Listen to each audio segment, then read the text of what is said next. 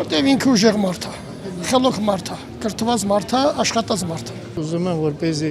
իմ ղեկավարը ընկնի ուժեղ, հայրենասեր, որպեսզի եւ ավելի շուտ ազգասեր, որպեսզի կարա ամբողջ ժողովրդին ես չկնա ժամից դուրս։ Մեզ առաջնորդապետ, որ ասենք թա պետք է ելնի Հայաստան, ոչ թե Ադրբեջան։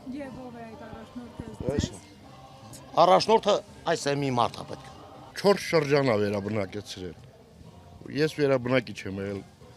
Շահումյանի շրջանում։ Պարզ բանով, որ միգուցե մեր Ղարաբաղը հետ կա։